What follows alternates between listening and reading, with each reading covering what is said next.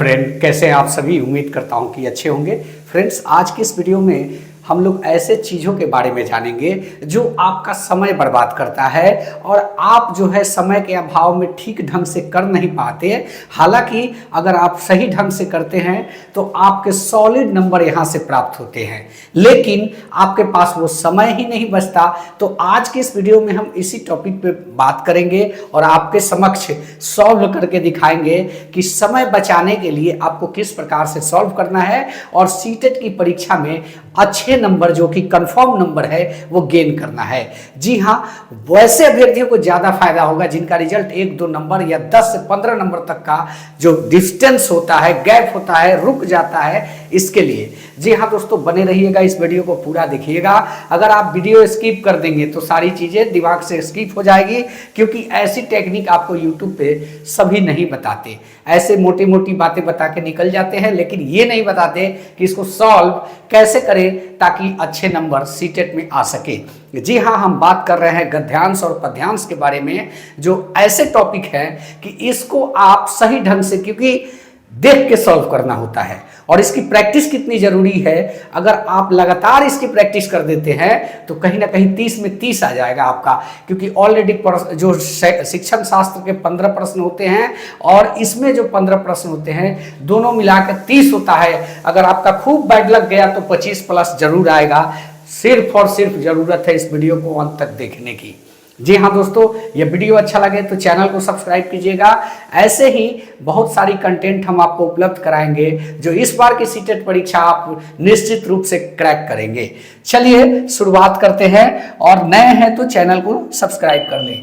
आपके स्क्रीन पे ये जो थंबनेल दिख रहा है, ये उसी वीडियो का थंबनेल है, और ये बताते चले कि आपको फरवरी 7 तारीख को परीक्षा में पूछा हुआ प्रश्न आपसे हम सॉल्व करवा रहे हैं। जी हाँ दोस्तों, और यह पूछे गए प्रश्न हैं और सॉल्व कैसे करना है यह बताएंगे, समय कैसे बचेगा।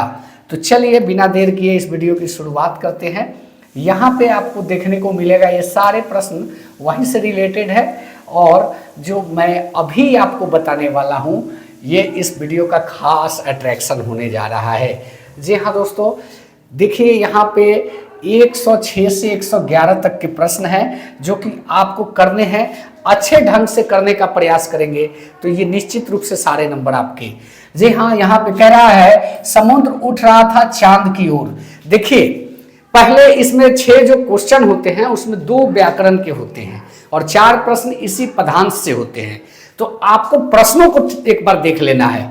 तो कवि मुंबई के भीतर क्यों लौटना चाहता है, ये पहला ही प्रश्न है। अगर देखेंगे तो ये लास्ट में आपको दिखेगा, लेकिन चारों पांचों प्रश्न को देख के आप टिक कर लेंगे। समुद्र उठ रहा था चांद की ओर, मैं बिल्कुल पास खड़ा था। जी हाँ दोस्तों, चांद की ओर समुद्र उठ रहा था मतलब ऊपर की तरफ, और उसके पास जो खड़ा था वो हम था या कवि था। और एक ऐसा अकेलापन तनाव रोने की इच्छा हुई। जी हाँ दोस्तों, अकेलापन तनाव की वजह से रोने की इच्छा हुई, लेकिन रुलाई फूटी नहीं। और किस तरह रात आ रही थी ऊंची लहरों में, कहीं दिख नहीं रही थी मेरी कमीज के सिवा। जी हाँ, इतना अंधकार था कि सिर्फ और सिर्फ हमारा कमीज हमको दिख रहा था और कुछ नहीं दिख रहा था, ऐसा कवि कहना चाहता है।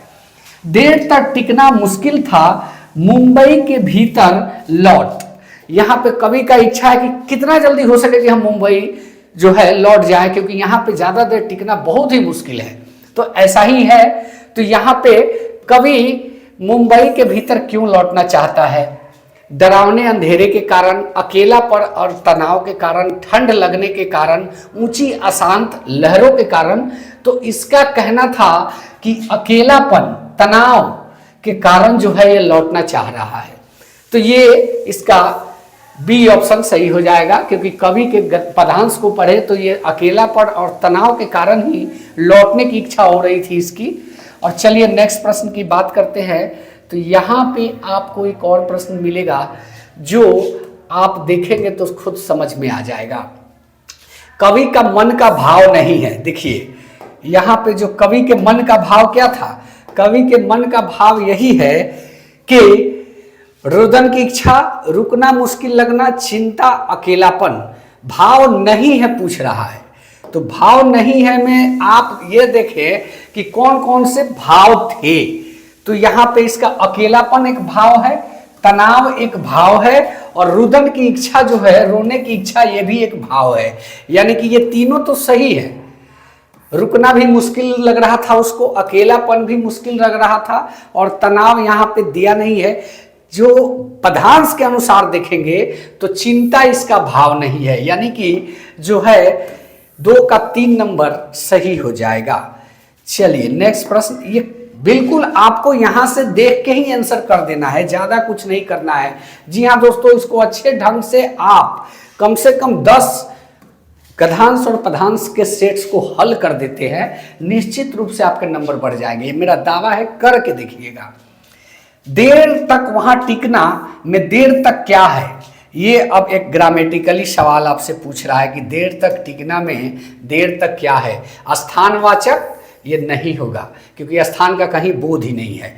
रीतिवाचक नहीं होगा। परिणामवाचक, इसका कोई निष्कर्ष नहीं निकल रहा है, इसलिए ये भी नहीं होगा।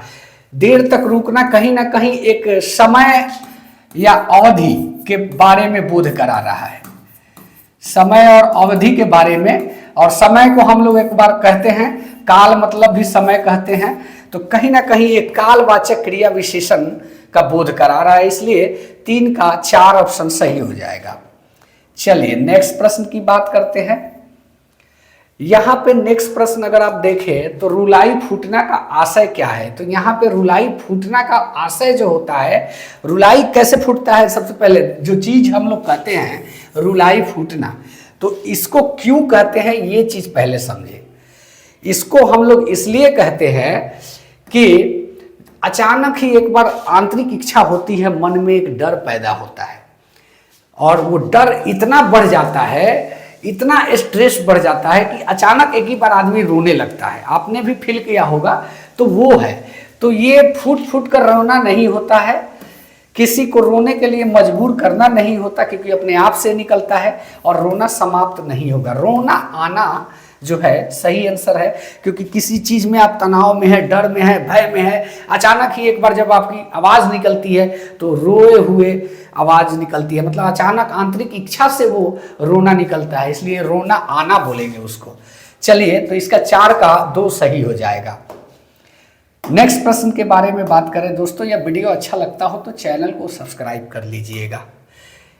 यहाँ पे बात करेंगे कि रात कहाँ दिख रही थी। जी हाँ दोस्तों, इसमें कवि ने पूछा है कि रात कहाँ दिख रही थी वो प्रश्न, तो कवि के कमीज में, ऊंची लहरों में, मुंबई में, समुद्र के आसपास।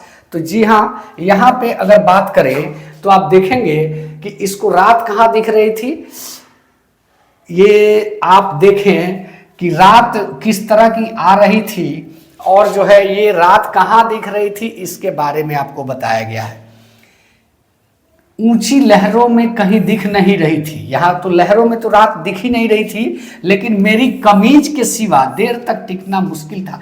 जो कह रहा है यह कि ऊंची लहरों में कहीं रात नहीं दिख रही थी मेरे कमीज के सिवा, तो इसके कमीज के सिवा जो है रात नहीं दिख रही थी, यानी 5 का 1 ऑप्शन सही हो जाएगा।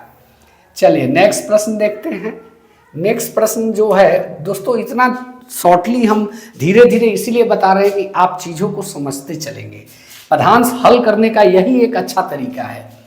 कवि कहाँ खड़ा था? जी हाँ, समुद्र उठ रहा था चांद की ओर, मैं बिल्कुल पास ही खड़ा था, ऐसा अकेलापन। देखिए, समुद्र कहाँ उठ रहा था? चांद की ओर, और कहाँ खड़ा था? उसके पास ही खड़ा था, यानी कि उठते समुद्र के पास खड़ा था। ये समुद्र के किनारे नहीं, समुद्र के लहरों में नहीं, लहरों के बीच में नहीं, उठते समुद्र के पास खड़ा था, क्योंकि इसका कहना है कि समुद्र उठ रहा था चांद की ओर, मैं बिल्कुल पास ही खड़ा था। तो समुद्र, उठते समुद्र के पास वो खड़ा था, यानी कि 6 का आपका 3 नंबर ऑप्शन सही हो जाएगा। जी हाँ दोस्तों, तो ये सॉल्व करने के टेक्निक है। पदांश को देख देख के आप करेंगे, अच्छे ढंग से कर पाएंगे। और मैं इतना धीरे स्लोली इसीलिए चला, आप अगर सेट करेंगे तो 2-4 सेट धीरे धीरे कीजिएगा, लेकिन उसके बाद आपकी अपनी प्रयास होनी चाहिए कि थोड़ा स्पीड बढ़ाएं, थोड़ा स्पीड बढ़ाएं। ऐसा करेंगे 10 सेट जाते जाते आप जितने भी गद्यांश पदांश के 15 क्वेश्चन होते हैं, अच्छे ढंग से करने लगेंगे। आप एक बार आजमा के देखिए, वापस आके ही हमारे चैनल को सब्सक्राइब करें। ऐसे ही कुछ चीज़ें जो लोग जिस कला को पढ़ने की, सीटेट की तैयारी की कला होती है, उसको जो नहीं बताते, वही हम आपको अपने वीडियो में बताने वाले हैं। इसलिए हमारे चैनल को सब्सक्राइब करके रखिए, ताकि आने वाली सारी वीडियो इसी कलात्मक तरीके से किस प्रकार से आपके पेपर को हल करना है वो आप जान पाएंगे। जी हाँ दोस्तों, यह वीडियो कैसा लगा? अगर अच्छा लगा चैनल को सब्सक्राइब करें। मिलते हैं नेक्स्ट वीडियो में। धन्यवाद। जय हिंद। वंदे मातरम।